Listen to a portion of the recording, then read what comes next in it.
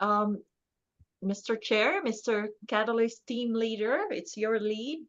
You want to start or you want to wait for Rick Thomas? No, we can go ahead in the interest of time and everybody's schedules. We can go ahead and get started. I might hit a snag at some point that was Thomas's slide if he's not here by then, but I'm nothing if not flexible, so I'm happy to get started.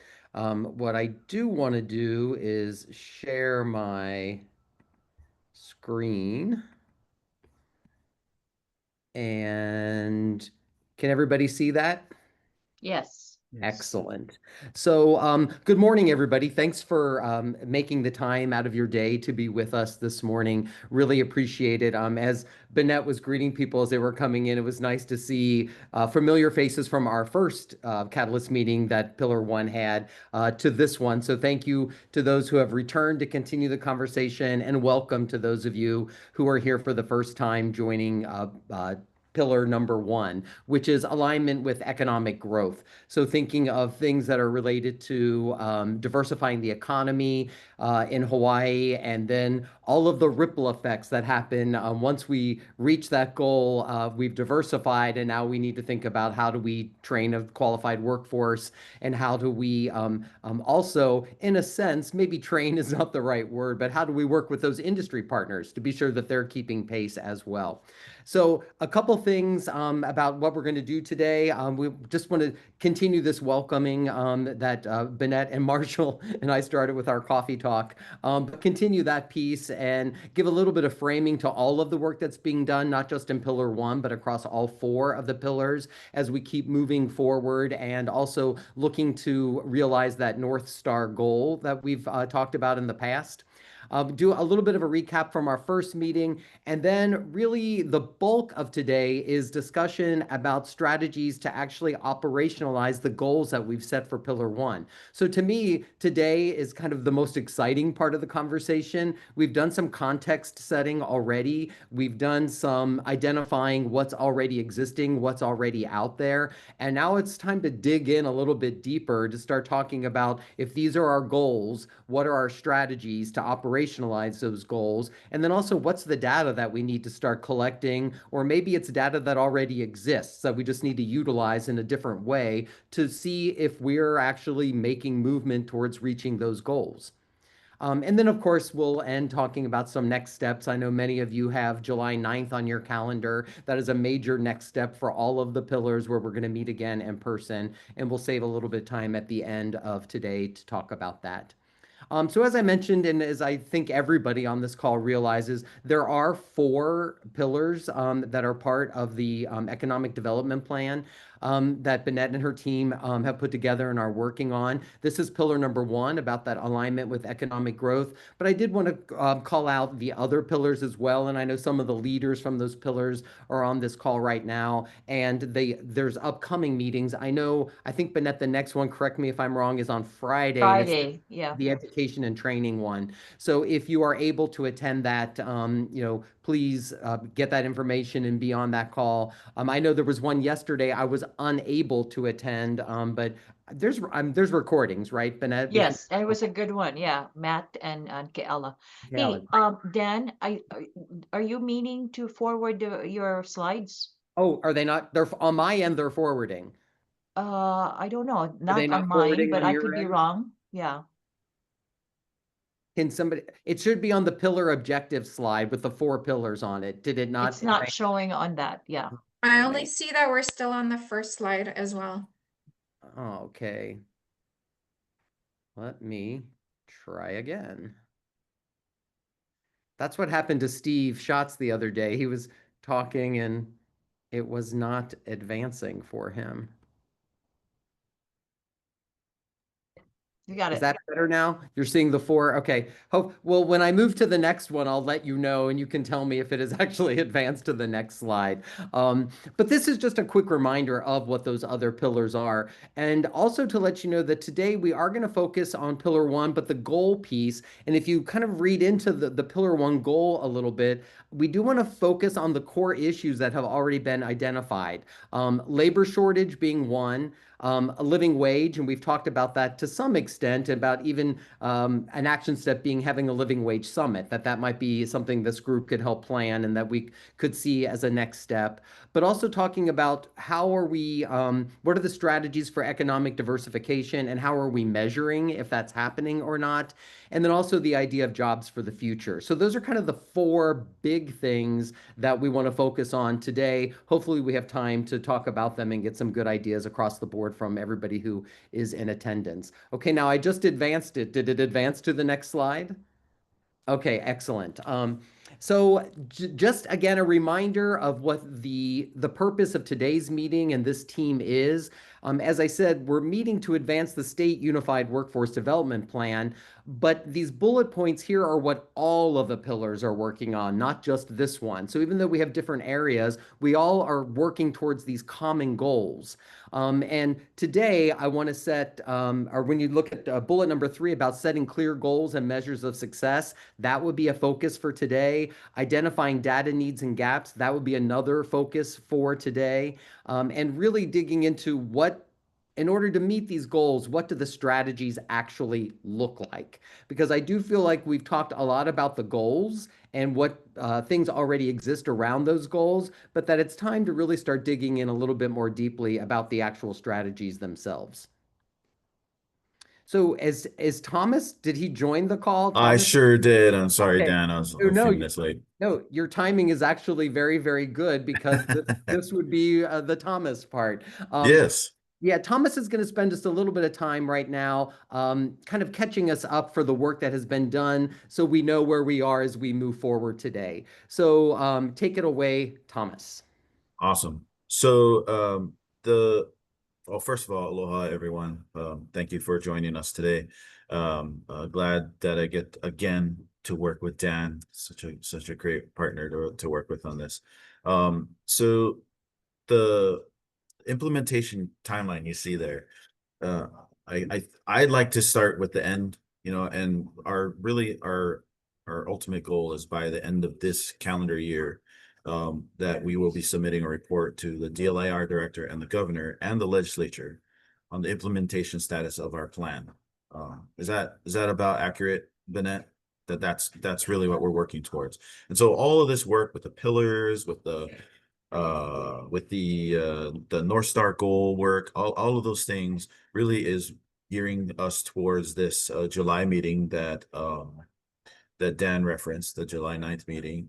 And then further beyond that, September, the Future Work Conference, and then really the December 2025 is what all of this work is going towards. And I also need to kind of applaud the Workforce Development Council, Bennett and her team for kind of planning this out, and it to me it like makes sense. I like the way it has been planned out, and so also wanted to kind of thank her for the work that she's done, kind of making a clear path for us, and knowing that it's not something that can happen like overnight or anything like that. So I don't know if anyone has any questions about this. I think we've seen the Unified Plan implementation timeline before, but just kind of put in that time context of what we're trying to accomplish between now and December and moving into 2026.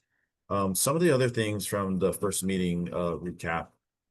So the two things that I wanted to kind of focus on were the objectives according to priority. There was a Mentimeter that we did. I wonder if I can share my screen. Let's see. Yeah, let me just I'll just pull up this real quick. So this is can you guys see that? The Mentimeter.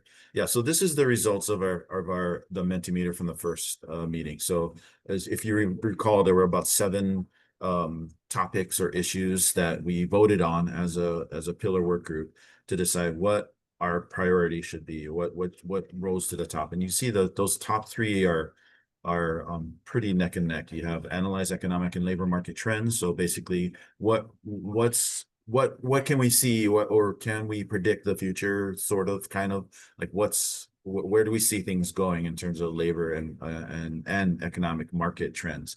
Number 2, let's promote high growth and emerging industries. Similar, right? Like, where are the opportunities? Not like we don't want to just prepare for something that's not going to be there, but we need to look ahead and see where are the growth and emerging opportunities for the rising generation and the current generation of workforce. And then the sector partnerships and sector strategies there as the third, almost co-equal, high priority issues. And as you know, I'm also, I'm a little biased, and I admit that, because as the lead for one of the sector partnerships, and having worked with Marshall and the team at the community college and with the chamber, I've seen how the sector partnership has really like kind of energized and gotten the industry engaged in a way that maybe we hadn't done as effectively before. So I think that's a it's good that that rose to the top, I guess. So I'll stop sharing my screen on that one. And then there was a Padlet, and let me see if I can pull that up. Shoot, it's not working for me. Anyway, we did have a Padlet. I do have it up here. Thomas, could you just share once again the links that you have in the chat for those? I Oh, yeah, they're in the document, so they're in the that- meeting notes. they're in the meeting notes. Yeah, Right. that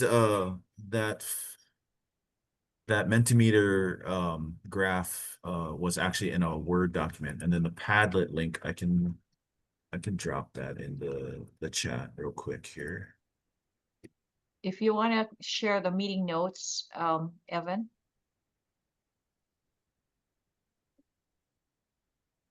So, and I can bring that Padlet screen up real quick. It's the Padlet screen. But you can see there in under each of these categories, we have labor market trends, promote high growth emerging industry, sector partnerships. Those are to the left of those. That represents kind of what we did with the Mentimeter, as those are the highest priority things that we'd like to see in terms of strategy and tactics around addressing this first pillar, right, of economic growth, like having the workforce development efforts we do kind of aligned with economic growth, increased workforce participation, workforce mobility, maximizing impact. Anyways, you guys can read this all yourselves, and a lot of the people on this call actually participated in adding to all of this information here. So really, if you can, I don't know, can they continue to add to this, Bennett, or is it closed? So I think so. No, I don't think it's closed. Okay, so if We you can feel we can circulate the meeting notes from the first meeting, and in that it's embedded the link to the Mentimeter as Mhm. well as to the palette. okay, It's dropped in the chat there. Thank you. all right. So those are the kind of the two biggest outcomes from our first meeting. I would say, Dan, is the kind of coming to a consensus around where our priorities should be. And I think today's meeting is kind of moving it the next step forward, which is, okay, so what are we going to do about it? Like, what is this pillar work group going to do about it? So I think it is back to you, Dan. Is that correct? Yeah. Yeah, great. Thanks, Thomas. And I think, just to give a plug for sector partnerships again, I know tomorrow it's very exciting. The transportation, a new sector partnership, is having its initial launch tomorrow. Yeah, very, very exciting. I agree, Bennett, two big thumbs up. That one's been a long time in the making, so it's exciting to see that work moving forward. And as we think about how do we diversify the economy here and looking at different transportation notions for that as well, it's kind of been eye-opening to me because, Bennett and I have had this conversation before. It's like we're an island state, so we depend so heavily on transportation, especially maritime and air, that having a sector partnership to support that is critical, I think, to the future, not just of the workforce, but for everything that happens in our state. So give me a thumbs up again. I'm paranoid now that my slides aren't advancing. Did you see the new one? Okay, excellent. So this is what we are focused on next, this idea of setting those clear goals, identifying the data needs and the gaps, and looking then, of course, for funding opportunities. What does it look like to make these workforce initiatives happen? Not that every single initiative is going to be is going to cost a lot of money, but some of them do cost. There's an expense, attached to it. Even the sector partnerships, which are relatively low expense, still have an initial cost to get that off the ground. When you look at doing market research and the information that is shared at a sector partnership, there's a little bit of funding that's involved in that. So that's how we're going to spend our time today. Thomas has kind of set us up nicely for things that have happened in the past, but we do want to visualize how we can start measuring our progress towards meeting these goals, what those activities that are going to be foundational to success look like. And then all of this is kind of shaping what will happen on July 9th when we report out not just what this pillar has been talking about, but what all the pillars have been talking about, and starting to thread the needle on all four of them, because there's going to be overlap and there's going to be places for synergy and places for everybody to be kind of rowing in the same direction. So we want to be sure we take advantage of all of that.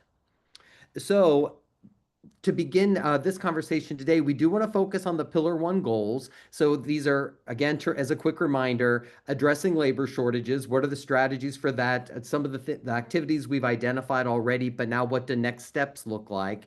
And ensuring fair wages, promoting economic diversification, and then preparing both industry and the workforce for the jobs of the future.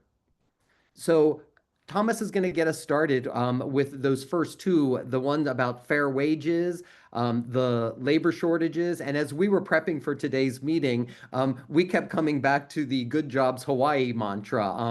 Both Thomas and I are very familiar with that grant. Thomas continues to work on that grant and to lead. I know Marshall's here with us today as well, and others who have worked on Good Jobs Hawaii. But how do we, in order to diversify our economy, how do we create and ensure that we have good jobs here in Hawaii? So we can both eliminate the labor shortage, but also ensure fair wages for the residents of the state of Hawaii. So I put the 3 bullets on the bottom. They're going to be on the bottom of a lot of the slides moving forward, just to keep us focused on where we're headed. Like, these are the goals that we want to visualize our progress towards meeting the goals for the suggestions we're going to talk about today, how we think about what already exists and how we can leverage that to improve success rates, and then how this looks for metrics. So Thomas, if you want to move us, I'll keep this up for a little bit and maybe I'll take it off so we can see each other for the discussion. Okay. Yeah, thanks, Dan. So a little bit more context of Dan and I, as we were preparing for our meeting today. One of the things that I think came up, and I think it's okay for me to share this, Dan, is this idea that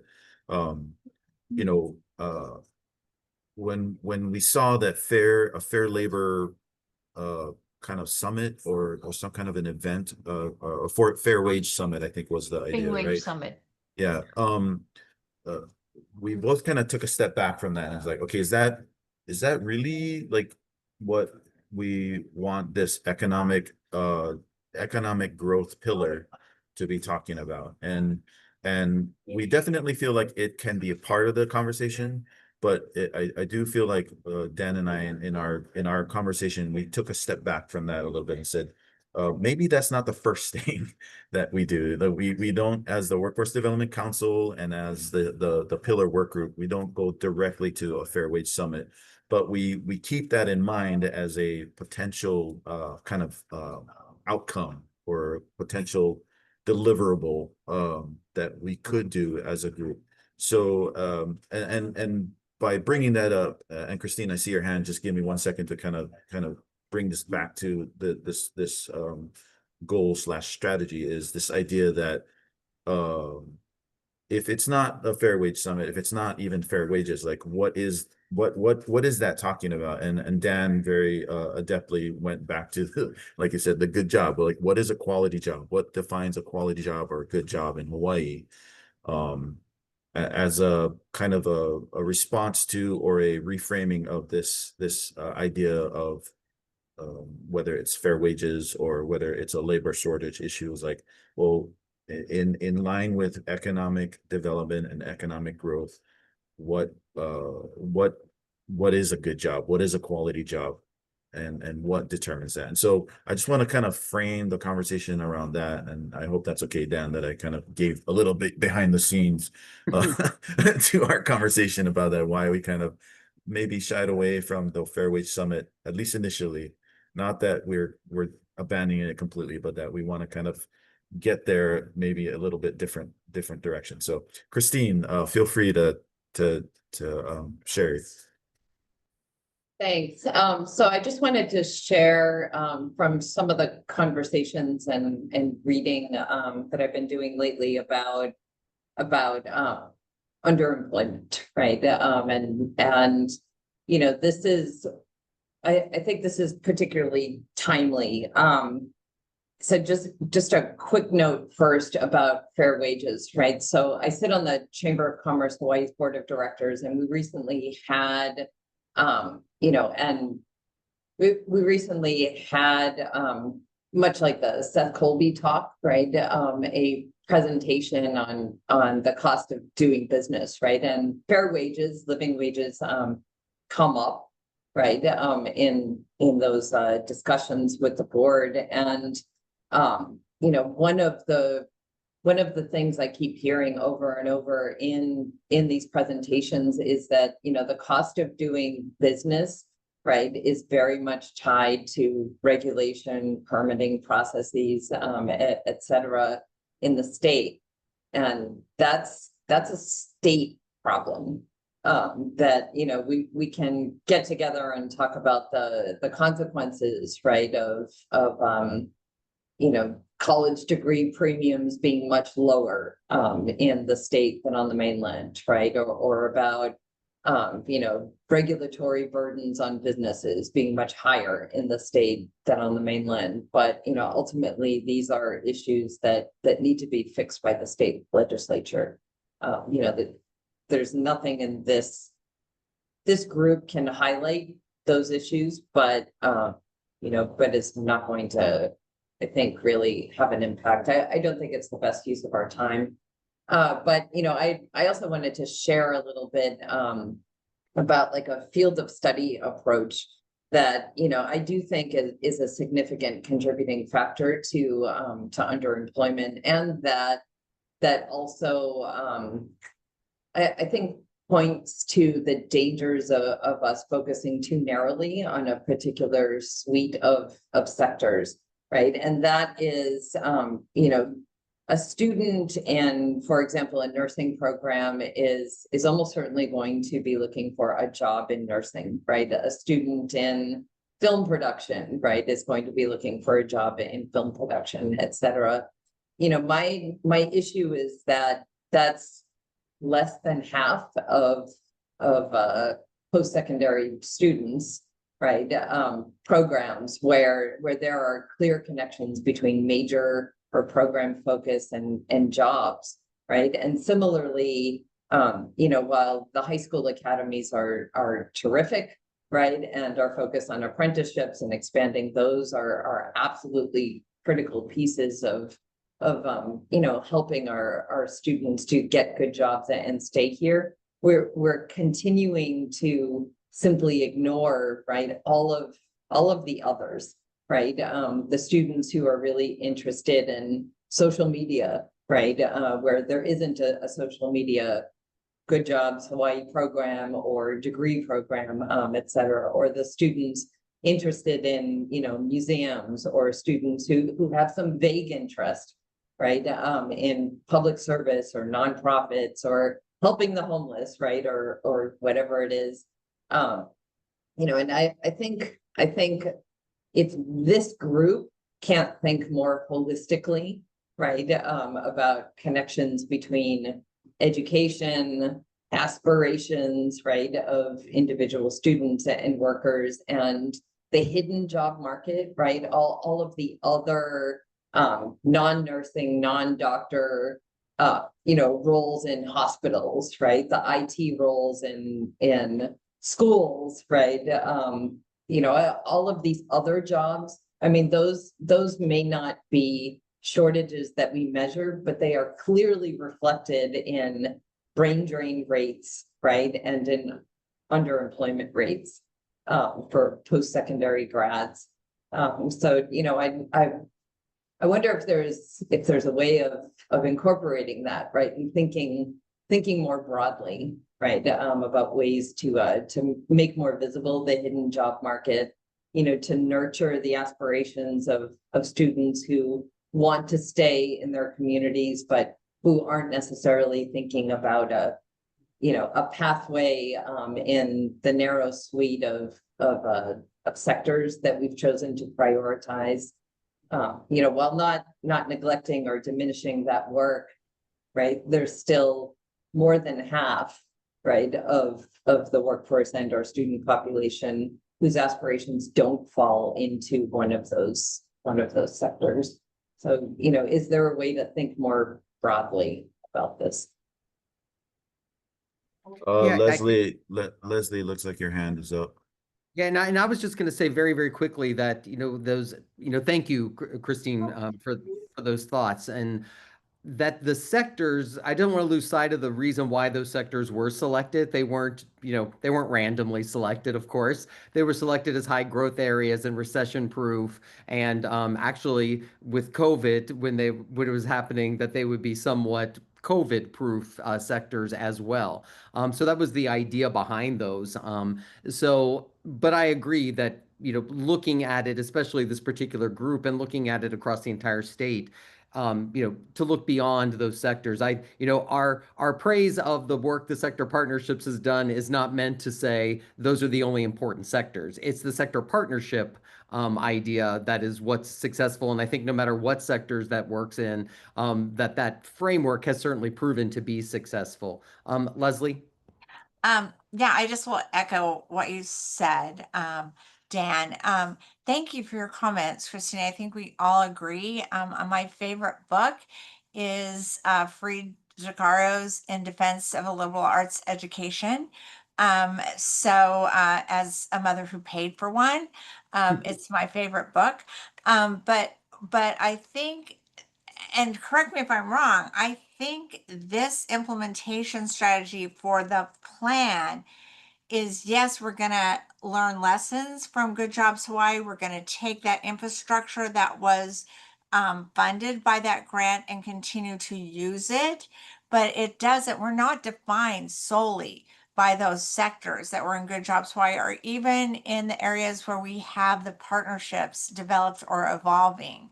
I think one of the greatest opportunities that have been totally underutilized for creating living wage jobs is entrepreneurship, teaching our young people how to own their IP and, understand business models and risk management and all of that, of which we kind of forget sometimes. With Rio also supports entrepreneurship, right? Not just training people for existing jobs. So anyway, I just wanted to let you know, and I think at looking, a lot of those jobs you mentioned require some of the skills that we're really honing in on for those sectors that are transferable to what you suggested. So anyway, your point is well taken. I know in economic development, we're all about the comprehensive economic development strategies, which identify sectors as well, and growing those to strengthen the economy, to diversify the economy. So I don't think our goal is to be exclusive, but find elements, skill sets overall that are needed to make sure that all of our career pathways are not just absolute general education or certificates, allow our young people to thrive in job or entrepreneurship that allows them to live here, stay here. Anyway, my 2 cents. Thank you. Thanks, Leslie. Let's see. I'm sorry. Did I miss anyone else with their hands up? So Marshall messaged me, and I'm remembering now that Marshall had asked me if the cost of doing business in Hawaii is something that is talked about here in DBID. And I have to say, yes, it is, but and yet it's also not, at least from my perspective. Like it is a topic, but is sometimes to me is subjugated to other topics that seem to take more and more importance. And then I was reminded that I was a part of the Business Revitalization Task Force. I believe maybe some people on this call were a part of that. And there were some reports that came out of that I should have thought to share that out with you, Bennett, before this meeting. But there were a few groups that I think have to do with what we're talking about today. There was a regulations group, so more like policy around business revitalization. Of course, there's a workforce development group, which I was a part of, a business cost group, an innovation and economic climate group. So, and a lot of the reports, and then just based on my memory as it sometimes serves me, okay, that a lot of concern was around like the business climate, the taxes, those kinds of things, regulations that seem to limit or kind of tamp down on business revitalization or even business growth. A lot was talked about housing, the housing issue as a key indicator around business revitalization and economic diversification and economic growth. A lot around just like I said, the cost of doing business in Hawaii and how a lot of businesses are just really focused on like maintaining. They're not even thinking about scaling. They're focused on maintaining. And so in this context, when we met with the workforce development group, the housing thing came up, and then what was the other thing? Sorry, it was definitely a lot around housing, and then there was also kind of a nod to if we don't have jobs that the younger generation wants here in Hawaii, then we are continuing to prepare the generation to leave Hawaii eventually anyway, which, maybe you agree, maybe you disagree, but I think those are part of the talking points for that, Marshall, and that Business Revitalization Task Force did happen in DBID, but it wasn't a DBID only group. So anyway. So And I think it's interesting, Thomas, that you said the thing about the housing piece, because Christine mentioned about fair wages. It does, like, this group has no control over that piece, just like we have no control over the housing piece, although it always comes up every time. correct. Probably all of us have been in conversation where it just naturally that's where it leads. So I guess I'm curious for the things Thomas is talking about, and Christine, not that I don't want to put you on the spot, Christine, because since you were talking about it, what is the data we would be collecting then if we're talking about, well, what's a good job? And are good jobs available here in Hawaii? And you're right, Christine, we've been focusing on what that means for those sectors because there were grant outcomes, and Marshall has a huge report that he has to fill out and send off to the feds. And he's collecting data with the community college team. But I'm wondering, thinking bigger than the community college data, bigger than what we were collecting just for the grant, what would we be looking at to say, oh yeah, there are good jobs here. Oh yes, we are diversifying the economy because we are pointing to what? What are we pointing to say that that's happening, or to say it's not happening? So we need to do something about it. So I'm curious what the group thinks about that.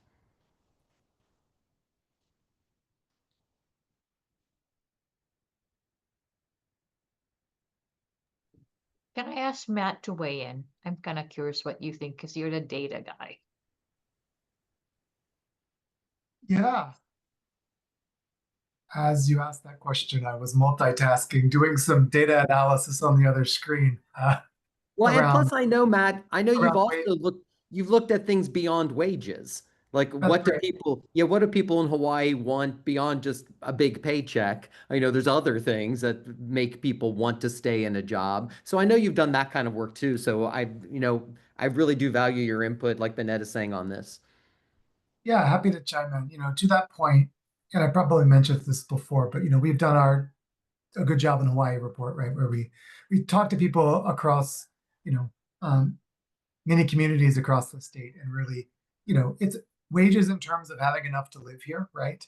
Be able to stay in Hawaii, being able to, make a contribution to community and to your family, and to have good, mental health and physical health are kind of the three things that came to the surface. And so, to your point, there's not an existing dashboard that tells us that. But I do think one of the opportunities here is to start to think about those leading indicators, right? And it could be something as far forward of, just public opinion surveys, right? Of, do you feel like you have access to a good job? But there's also proxies, right? Census Bureau has a lot of data that allows you to see, you know, where how far are people commuting each day based on zip code of where they live. And so that's one proxy. Where I live in North Kohala, that's a big factor for job quality, right? Is if you have to drive an hour each way to Kona, that could be affecting your quality of life. And so I think some of these quality of life indicators, some of the things that let us figure out where jobs are and where people are, can start to help us understand. But at the end of the day, I think our lesson from that report was, you really, like, the challenges do vary from community to community. And I think in the long run, it's going to be having some mechanism, right, where we can have those qualitative conversations and kind of understand community by community who has access to what would be considered a good job at any point in time. And that would take a little bit of work for us to figure out how to build, but something I spent a lot of time thinking about. Great, thanks, Matt. I guess I'm curious too, for the employers that are on the call right now. How do you define a good job when you're trying to recruit people to them? Like, what are you selling to potential employees to attract them to your good jobs?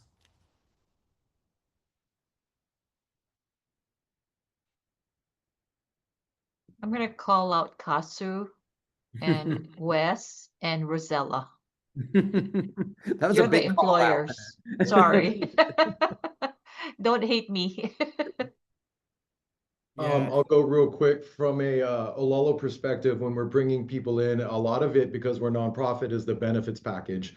So it's the things that people don't see when they get a job, that the benefits package, for if you have a family, things like that, 401k matches, things like that. One of the things for Matt earlier, there's a saying that if you find something you love, you don't work a day in your life.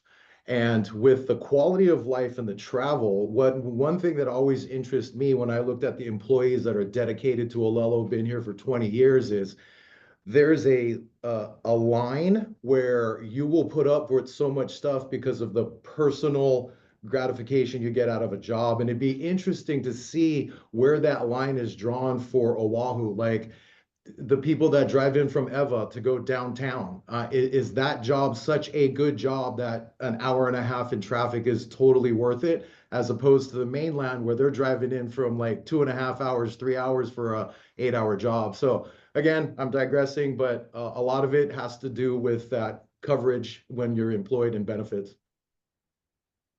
Yeah, and Wes, I don't think that was a digression at all. I feel like that's such a valid point, and the things that make up good jobs. Yeah. So, Kazu, it looked like you were getting ready to say something.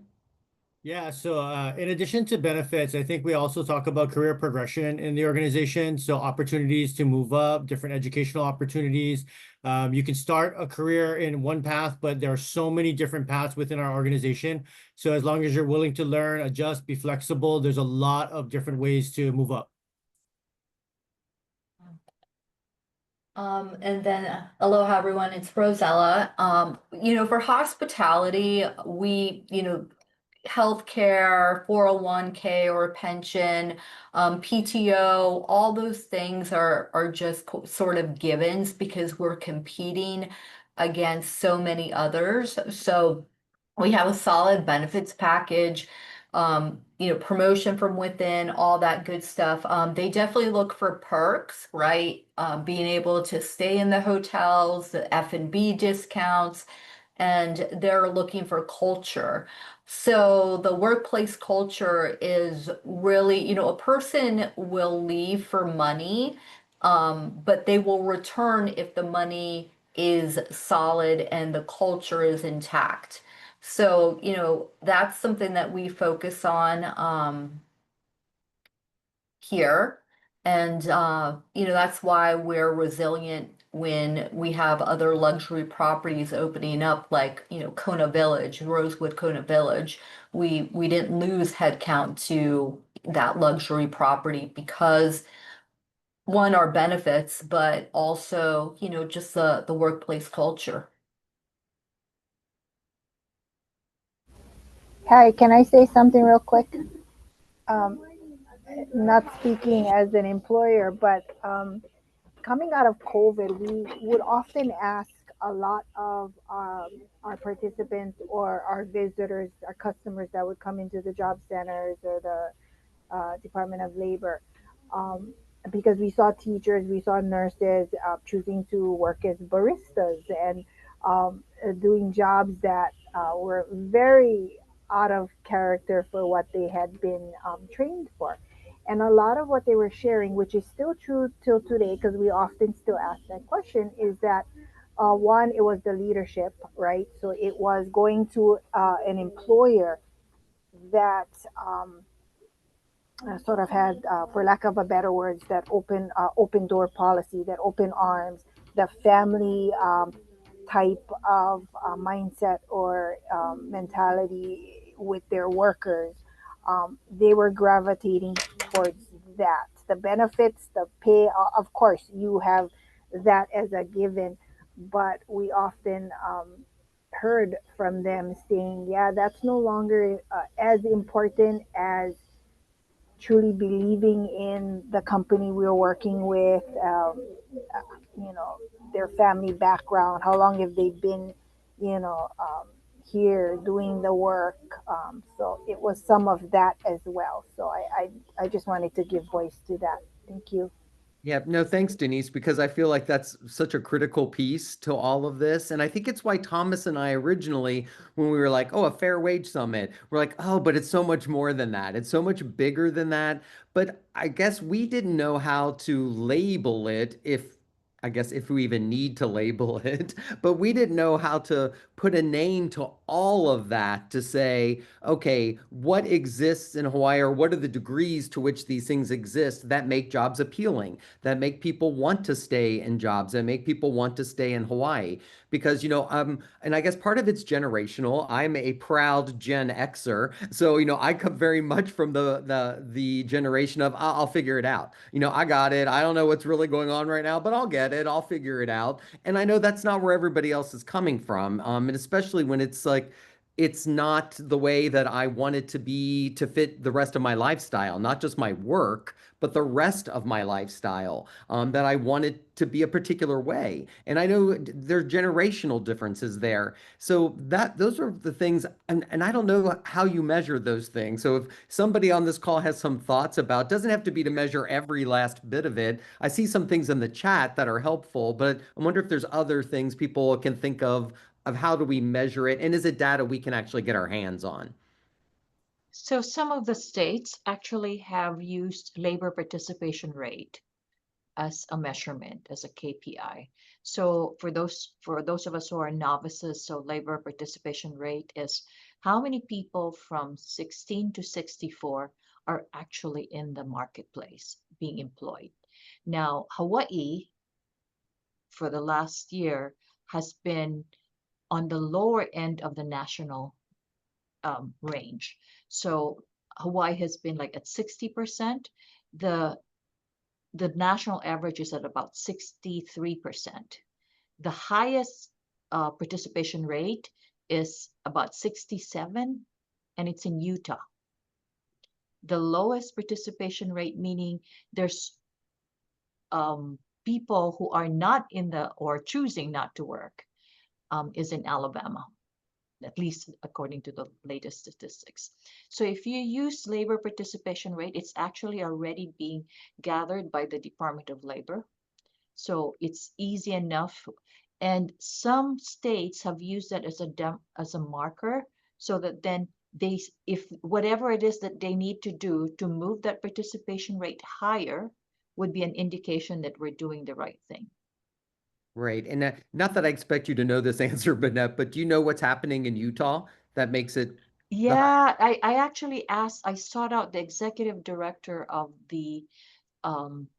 their state board, Mhm. and they have an interesting infrastructure. So I'm not sure whether it's going to work in Hawaii. So, by the way, I don't want to make it sound like Hawaii is, there are extenuating circumstances that contributes to why our labor participation is low. First, there's a lot of people from 16 to 64 who are choosing not to work. So many of those are retirees. They're choosing to retire early. The Mhm. other thing is the gig economy, which accounts for 20% of our economy. So if you remove, because the labor participation rate would only measure those that are employed. They're not measuring, because there's no way to track the gig economy, right? How do they contribute to that? So that's part of it. But going back to your question about Utah, I did seek out the executive director, and I'm like, how do you manage it? How do you do that? And their infrastructure is so, not that this is probably a contributing factor, not just the factor, but she said that their TANF and welfare is under the Department of Labor. It's not under the Department of Human Services. So in other words, people who are on as they seek relief, they're actually right away led to a job. Hmm. So there's a significant portion of people who are always working, because even as they're falling because of, they're needing welfare benefits, they're already being led to a job. So there's no lag, or, people who are on welfare for a long time, Right. which is Interesting. interesting, right? There's a work ethic that's also values, maybe, that's also involved there. Right. So But I don't know, because right now, just so you know, we have, of course, TANF and welfare is under Department of Human Services in Hawaii, and then we have Department of Labor is separate. So the fact that they only have one director and there's no interagency coordination that needs to happen, they said it's very seamless, and that contributes to one of the contributing factors to them having a high participation rate, labor participation rate. Right. Right. Hey, Leslie, I saw you were getting ready to say something. Just quickly a reminder, family-friendly work policies add directly to a perceived compensation value. It's the number one significant way to keep young families employed. Allowing people to work from home if possible, if you don't have shift work that demands on site. We have a policy, baby at work. Our new parents can bring babies into their offices until babies move. When babies move, it's not safe to have but as long as they're in a bassinet, the moms that are breastfeeding, we make sure that we have perfect accommodations to make that clean and private. And rather than having to take a whole day off, if you just want to go to a soccer game, or child's getting an award at kindergarten, you can sign out for a couple hours and you don't have to blow a whole vacation day. And you can have, make that up if you want tomorrow by working 10 hours kind of thing. So having those policies, I've never had anyone take advantage of us for, using that. In other words, and just opposite, it engenders loyalty and productivity. And if you're in a big or in a like we're here in the Research and Tech Park, I think we're finally going to get an on-site child care center. I know insurance is horrible, but if you hui up for the costs, it really makes it great. I think universities could do it, big corporations can do it. Some of our major hotels should look at it, because again, in this labor shortage market, We need everything, all the tools we can to keep people that are as meaningful as the paycheck, because it is it does act as compensation. Anyway, Yeah, my sure. 2 cents. Yeah. So So I'm curious for the employers then, like how would we measure that? How do we know that you offer that? Do you put that in your job descriptions or I usually make sure that we have it in our evaluations. I want to, as you do performance evaluations, you talk with your team or whatever. It's a subjective thing, but ask, has this helped or whatever, and or how can we be more helpful? And just I think a testimonial from an employee saying this is critical. This is why I am back in the workforce full time, as opposed to having to take extended maternity, paternity leaves, or only coming back part-time. I think that those are measuring, again, going back to Manette's point about you have now a full-time person in the labor market because you've accommodated childcare needs, as opposed to diminishing their hours in the workforce or even taking them out of the workforce. Hmm. Yeah, and I just have an aha moment after Leslie spoke. Is there any data, and I'm asking Matt, where we actually say 80% of our employers are offering family-friendly benefits, or, I mean, do we have data? And if not, shouldn't we have that kind of data that would then allow us to say, hey, you know, um, Hawaii companies do have this sort of, benefit packages, or maybe that's where we uncover that they don't, and that's the direction we need to pursue.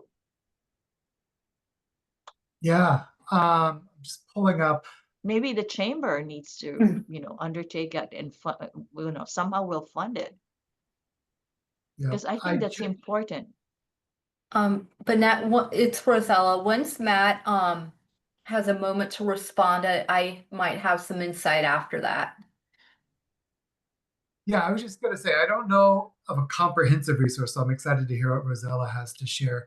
The one thing that it's kind of a proxy, but I found this dashboard a while back and dove back into it last week. There's a Hawaii Quality of Life dashboard that was created by the Health Policy Initiative out of UH and the Governor's Office on Wellness and Resilience. And it has county level survey data that does dig into, what people like about their jobs and things like that, what's important. So again, it won't tell us 100%, what's going on, but it does give a sense for where people in different locations or maybe have access to jobs with certain characteristics or not. I'll put that in the chat. Yeah, I know, Matt, I feel like that maybe is something we could look at over time and be like, Yeah. is it trending in the right direction, or what areas is it trending in? And if it's dipping off, what can be done? What are the strategies for bringing that back up to where it might be? But I agree, Matt, I'm interested in what Rosella has to share. Thanks all. So the two things, there's a survey every year done by the Hawaii Employers Council, and I apologize, it is specifically for the hotel industry. And so anyone who participates in the survey gets a copy of the survey afterwards. And so this survey, provides compensation data for various hospitality jobs, but it also provides insight into bonuses, who gets bonuses, how many jobs can be remote, what are some of the other perks. So that's one data point. But again, that's specific to hospitality. The second one is our mayor on the Big Island here, Mayor Alameda. He is very interested in quality of life for our residents. So I had breakfast with one of his representatives, Benson Medina. So my general manager and I had breakfast with him here at the resort, and they want us to help them kick off the survey. What is important to the residents in terms of a work-life balance, which as an employer will also use that data. So that might be something that the other mayors might take a lead on if this is successful with Mayor Alameda. So just two thoughts there. No, that's really helpful. Thanks, Rosella. So I Thank just you. wanted to point out that during our conversation, the DBED just dropped the latest READ economic report, and it was interesting that in the document, it as Bennett was talking about labor force participation rates, that is one of the things that DBED cites as far as the data we have, April 2025, we finally returned to April 2019 labor force participant rate levels. Whether that's good or not, I mean, That's good. subjective, but at least we've recovered labor force participation rate wise from the COVID thing. So Thomas, that's hot off the presses. That Yeah, it just dropped right in the middle of our. I mean, I just got it at I 11 saw a.m. that you added it to the chat, but I didn't realize it was just Yeah, literally had there's a just. link he provided. Yeah, Yeah. it just came. It just dropped in my email at 11 a.m. So There you about go. Aren't you 20 glad you're minutes. part of this group, everyone? You're getting the news right off the hot off the Hot press. off the press. Well, I mean, and there's some other interesting things in there in terms of the economy and economic diversity and economic growth. So, I mean, the headline does say DBED economists lower Hawaii economic growth projections, which I don't know that that's necessarily a warm fuzzy in the context of our conversation, but I did like where the conversation was going to Matt and Roselle, and like I think we're it feels like we're kind of coalescing around a potential like output or outcome that or deliverable that this pillar work group could work towards. It sounds something like some kind of a shared document or I don't know if we need to like have like some kind of a round table with employers to kind of find a landing place on this definition of what a good job or what a quality job is. I know Marshall and the good jobs team has kind of done a lot of work on that already, but I mean, and just for the sake of time, I know we're scheduled to go till noon, but I want to give time to Dan for his section as well. Or this at least that strategy. Is that?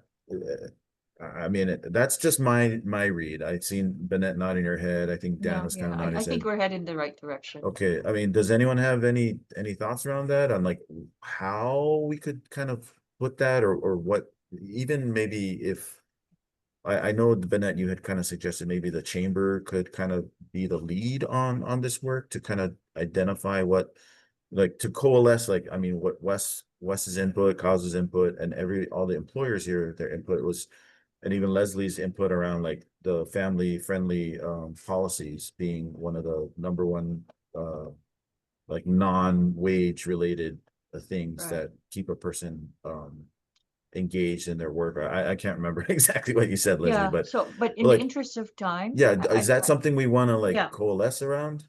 I think we have enough, and sometimes the work needs to be done offline, where we need to distill the information that was gathered here, and then between Dan and and Thomas, be able to again distill that information and then create a more a meaningful whatever a plan or path that can be presented at the next reiteration or next meeting, and then that's what happened with the prior group, the Pillar 4 group, that there was a lot of good discussion, but in the end I think there was a conscious decision to meet again, a short 1 hour touch base after Matt and Kiala have distilled the information that was shared yesterday. Matt, you want to maybe validate that?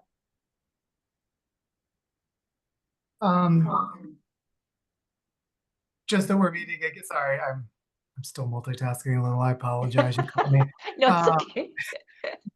Yes, just say yes.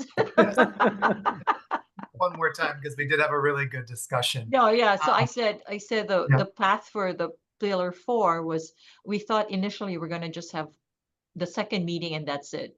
But we ended up having a third, wanting to have a third meeting because you and KL are gonna distill the information and That's then right. present it back to them so that you'll be ready for the presentation on July 9th, but you wanted to have one more touch base. And it's exactly what is happening here because Yeah. obviously we can't solve, or come up with something right now, because I think you need to time to distill the information and then come up with something more cohesive, more comprehensive. That's exactly right. And you know what? That's what you caught me doing. I was distilling information on my other screen. But I really am excited about the data part. I think that aha moment when after Leslie was talking, I'm like, wait, is there any kind of, because then that we can really work towards increasing the number of, employers, and we have a more definitive, um how do you call, pulse, a finger on the pulse of where companies are at, right? So I don't know, Hi. Leslie, you have any? Yes, Oh, yes, sorry. I just quickly, Lisa. is anybody looking at UHERO as a source for data, or are they? Christine, you have any thoughts on that? Yeah, their UHERO's analyses are super interesting. For me, and I mean, I'm coming from a particular perspective, but they're really encouraging us to think about the jobs of the future, right? About opportunities for diversification and growth more than filling the jobs of today, right? How do we try to move the needle so that more than 1/3 of the jobs projected to be created in the next 10 years are going to pay a living wage? So some of the data that was presented to us at the First Synergy Summit, they require thinking beyond, right, the needs of today. And part of it is seeding entrepreneurship, part of it is changes to the business climate. Part of it is incorporating benefits, right, and workplace culture and family friendly policies and all of this into a more holistic definition of what a good job is. But ultimately, if you can't pay the rent, you can't stay. If there is no affordable housing, you are going to give up eventually and move, in order to have a house, right, and to have a more affordable path forward. And until we really think about how AI, for example, is threatening entry-level positions in a huge swath of the economy. I mean, Thomas and I had a great conversation recently about how it's already changing available jobs, task roles, et cetera, in the creative industries. Nationally, 70 to 80% of hiring managers expect to hire significantly fewer entry-level employees because AI, right? An AI-trained current employee can handle those tasks more efficiently. What does that do for opportunities for our kids? And again, like the more we kind of focus on the existing workforce sectors and continuing to make progress in meeting those workforce needs, that is important. And I'm not at all implying or suggesting that we abandon those efforts, but unless we can expand it, we are unlikely to ever have more than 1/3 of our jobs be living wage. Right. And that is fundamental to countering brain drain. Well, thank you, Christine, for that wonderful segue, because that's where we're headed with the next part of our conversation. But before we get there, Uma, you had a comment you wanted to make. I wanted to be sure you had the space to make your comment. No, I actually agree with what Leslie had to say about the balance. There is an untapped market with moms, mainly because some of the families here don't have relatives to take care of their kids and etc. So when I was living in France, in the medical sector, what they did with the nurses was that they scheduled their shifts between the time that they drop off their kids and the time that they pick up their kids, so that they had enough time to just focus on work, but then go back to being moms. So maybe that's something that we could do because there's a whole, I don't know what the data is on these stay-at-home moms, but they're all capable. They all want to get out and do some productive work.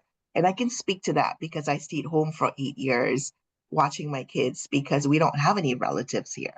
So it was something that we had to take on because we had no options. But if there was a job out there that would accommodate our schedules, like we would definitely be out there contributing to and making money and earning income and contributing to our household.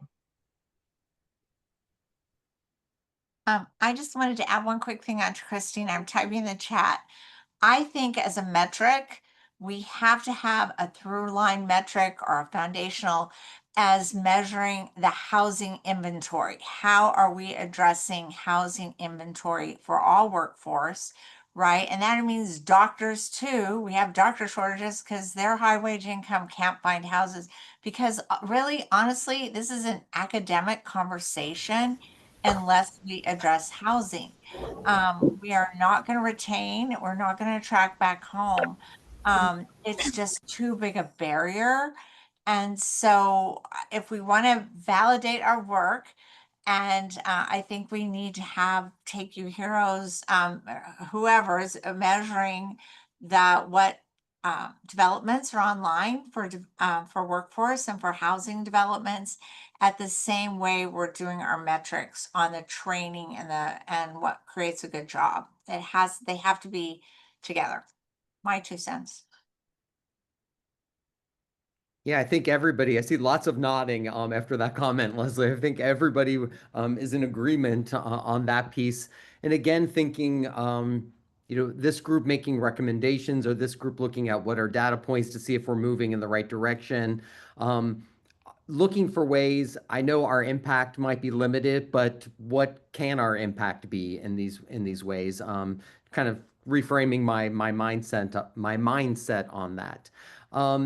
In just the little bit of time that we do have left before we come up to our final kind of tying things together and talking about next steps, I do want to keep this same type of conversation moving forward where we're talking about these data points. What does it look like? How can we define these things? But shift it slightly now towards diversifying the economy and what do the jobs for the future look like? Christine, I love how you said that if yes, of course we want to train people for the jobs that are here now and in the immediate future, the ones we know about, but we need to be thinking about the jobs of the future and we need to be thinking about true diversification because I know sometimes because I work in workforce every day when people talk about diversifying the economy, sometimes on the inside I'm like, "Oh, that's not going to diversify our economy." That's a cool thing that you want to do, but that's not going to bring lots of new jobs to Hawaii. That's just a cool thing. And maybe 1 or 2 people will get an interesting job doing that, but it's not going to diversify anything.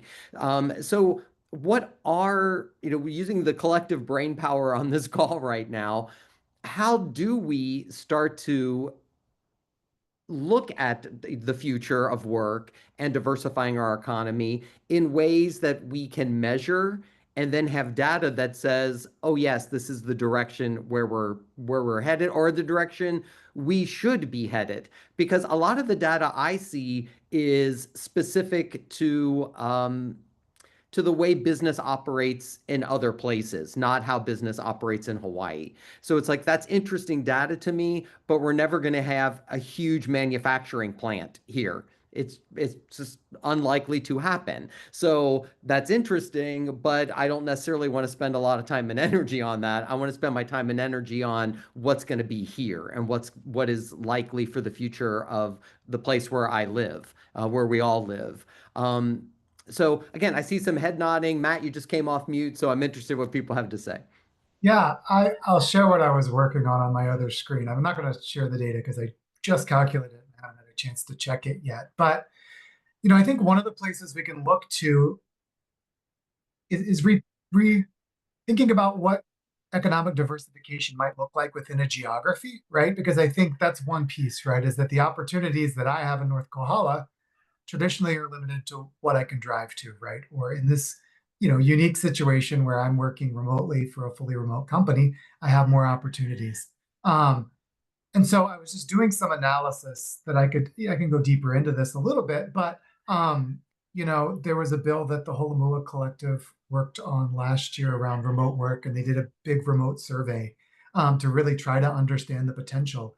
And they identified a series of zip codes that had relatively low housing costs, right, compared to the rest of the state, high broadband availability, and low job availability in those geographies. And so I just looked across those 22 zip codes and was able to kind of identify what's the working age population and kind of estimate, across these 22 zip codes and, mainly rural areas, we've got 13,000 workers who are ready and available potentially for remote jobs. And HireNet has data available at the occupation level, right, around current job openings. And so I looked at, traditionally SOP codes that are available for remote work, right? Currently, HireNet, 6% of our job listings advertise as being remote available. But doing this back of napkin analysis, it looks like potentially based on the occupations, up to 12% of these positions could be done remotely. And so, just comparing, so the workers are there, right? The jobs are there. They're in industries that aren't currently physically available in certain locations. And just again, back of napkin, the wage increases that a worker could make getting these jobs with real-time wage data that's in HireNet right now, you could double your income compared to the jobs physically available in your remote area. And if we were actually able to connect all these remote workers to remote jobs, you could increase the amount of income coming into a zip code by 25 to 40% in a quarter. So anyway, I just said that really quickly just to show that I think that those opportunities are there. We just have to figure out how to connect the dots and make that economic potential and impact, right? To kind of help people visualize what this could look like without really needing to change too much other than helping train people in remote skills, helping employers understand this opportunity, helping them understand what they can do with their, workplace culture to be able to house remote workers and how to actually change their job search techniques a little bit and connect the dots here. So that's Yeah. my 2 cents on I what was just gonna say that was worth more than 2 cents, Matt. It's encouraging to me on several spots. First of all, the geography, like focusing on geography and maybe a smaller piece. So it seemed, I mean, it's an easier lift. It's not an easy lift, but it's easier than trying to be like, how do we change the entire state? It's like, no, how do we do this, geographically speaking? Of course, I also love that because it ties into the community college model. It's like, okay, well, that's what community colleges are for, is to operate within communities. And when I look at the most successful community college systems on the mainland, they have major corporations that sit within their boundaries. That's why they're so successful. They're directly feeding that industry partner that's right there in their backyard. They have those amazing partnerships like that. I know some of you know I'm very jealous of Ivy Tech in Indiana. I say it all the time, but that's how it's set up. There's a Toyota plant, then there's the Ivy Tech campus, and they're feeding every single job that Toyota plant needs right in their own backyard in that community. So I like that. I also like what you said, Matt. It's relatively easy to message this idea too. Backing it up, ensuring that there is broadband access, ensuring that, that people do have the things that they need to be successful. But I feel like those are things that those initiatives are moving across the state. And we could partner with those people that are doing like the broadband hui. Those of you, whoever are on the calls with the broadband hui, that's what they are looking at and partnering with them. I feel like there's just a lot of possibility there. So thank you, Matt, for always being so positive and always looking for real solutions that are possible. Always appreciate it. And some really great things in the chat too. If you haven't had a chance to look at the chat, Wes, I know you made a comment too that goes right along with what Matt is saying. It's like geographically speaking here, the West Coast is not, I mean, it's easy to coordinate with the West Coast. I mean, I coordinate with the East Coast all the time. I know Marshall does too with his grant, and that's even possible. It's, you know, it's harder, of course, but coordinating with the West Coast is easy. And maybe even going the other direction. You know, sometimes that's possible. I think where the islands are located, that should be an advantage that we have, not a disadvantage.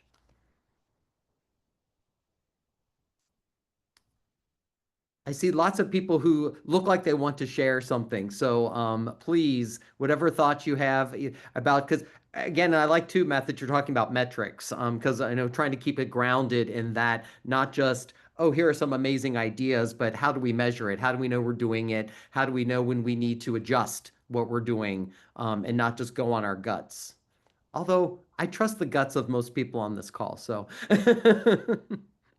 Yeah, but it helps to see the numbers, right? That's what I, that's Yes, what I did that. right, Because right. I don't know if I said this at the end, but if we brought that much more income into these remote and rural communities, to Leslie or whoever said, I can't remember who said it before, but entrepreneurship, right? That's really where community level economic development can grow, right? If we're bringing 25 to 40% more cash into rural communities and letting people choose how to invest and spend it, then we can invest in entrepreneurship training. And again, we don't have to choose the industries, right? To what that economist said a few weeks ago.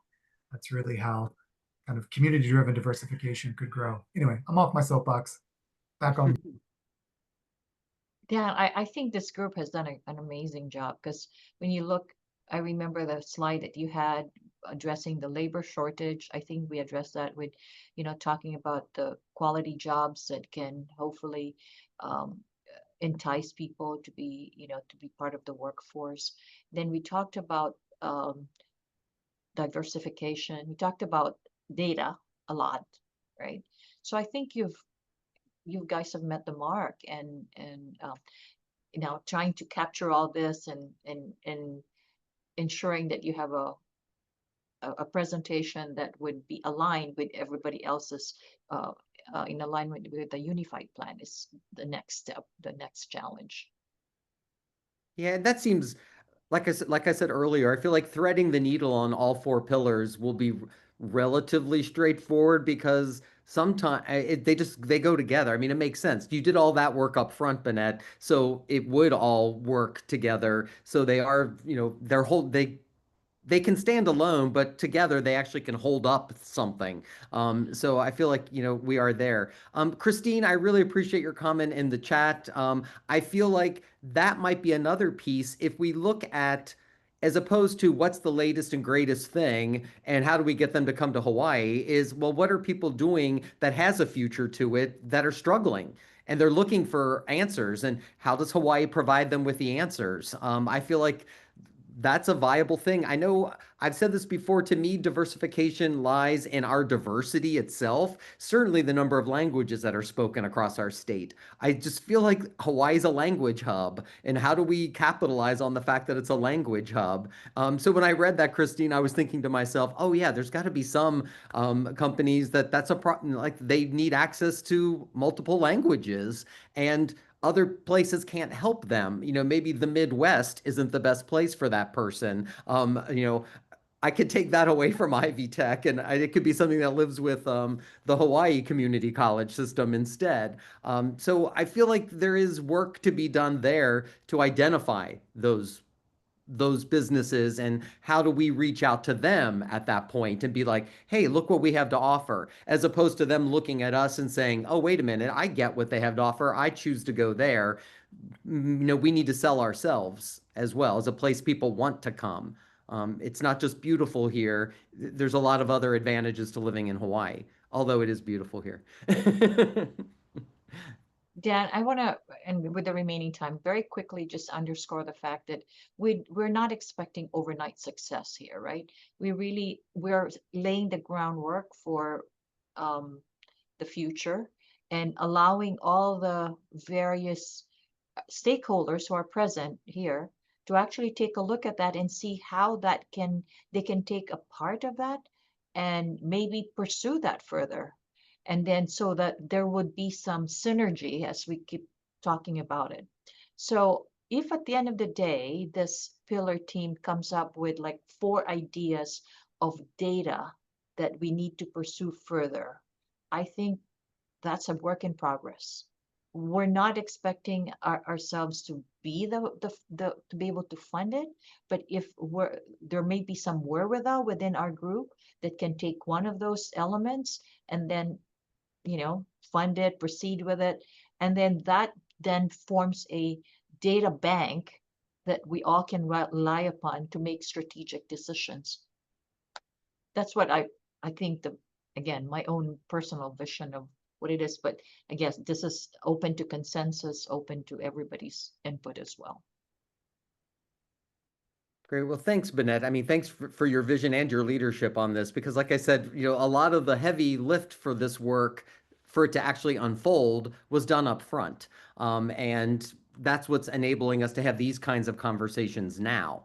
I always look forward to these meetings because I am energized after them. I feel myself getting more and more energized as the meeting was going through. And like you, Bennett, I did not have coffee this morning, so I can't say it was the caffeine kicking in. But I feel like there's some momentum here that we can certainly carry over into July 9th. When we meet with all of our colleagues, and that hopefully everybody's able to be here in person on that day. But we can also figure out a Zoom option that day too, Bennett, if there's people who can't come, if It we're will allowed just to be, do yeah, it. if ever it's going to be a streamline, streaming rather than them participating from where they're at. So Okay. in other words, yeah, they can see what's unfolding in the room, but it would be difficult for them to be included. Okay. Yeah. But as we come up on the hour here, again, thanks to everybody. Thomas, thanks to you. If you had been watching Thomas and I the past 48 hours, you probably would have had a nervous breakdown as we were preparing for today, and Bennett as well. So thanks to Thomas for all of his work on this and his insights, and to all of you for making time out of your day to be with us. I do want to leave just a little bit of time at the end, Bennett, to talk about July 9th. If you had any kind of messaging just to kind of sell the 9th, because it's selfishly, I'm saying it because it's here on campus where I am housed. So I will be here hosting, but I want people to understand what's going to happen that day and the value of them being here in person. Great. Well, thank you, Dan. First of all, thank you for your leadership and thank you for hosting that forthcoming Synergy Summit and providing us the venue for it. So for July 9th, it's within those 4 hours. It's going to be an update of what we did as of December, as it turns out, December 9th as well.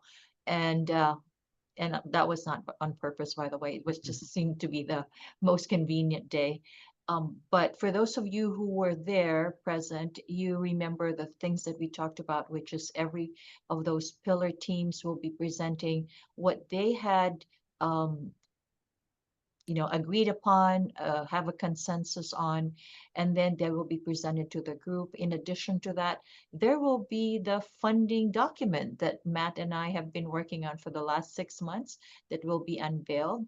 And hopefully we will have some other speakers, maybe, having somebody from the youth sector who will remind us, because as we're talking about the generational commitment that we will be unveiling, the North Star, we hope to hear from the young people for whom all our efforts are really targeted at and hopefully allowing us to fulfill that promise of that generational commitment.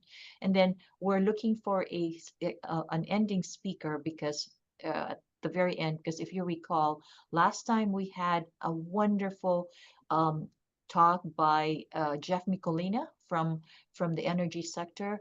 We're hoping to invite somebody else who would hopefully bring that all into focus and allow us to have the energy and the synergy to move forward, because this is not the end of the journey. This is only a continuation. And like I said, I think we should all gain satisfaction from the fact that it is a work in progress and we're moving that needle along. Great. Thanks, Bennett. Hey, Thomas, any final words? No, except I just wanted to pick on the intern. Yes, we do happen to have the same last name.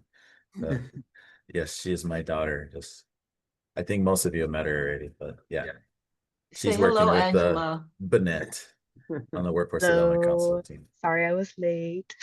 No, but you had Wait, very good reason to be late. Yes. She was at the American Job Center and doing a tour of the American Job Center. Anyway, But- no, Dan, like I think we got a lot done today, and I appreciate everyone providing input. I really appreciate the employers on the call also participating. It always validates all the stuff that we do in this work when we have employers actually chiming in. So mahalo for chiming in on this conversation. Great. That's it. Thanks, everybody. Have a great rest of your day and an even better rest of your week. Aloha, take Thank care. you. Thank you again. you.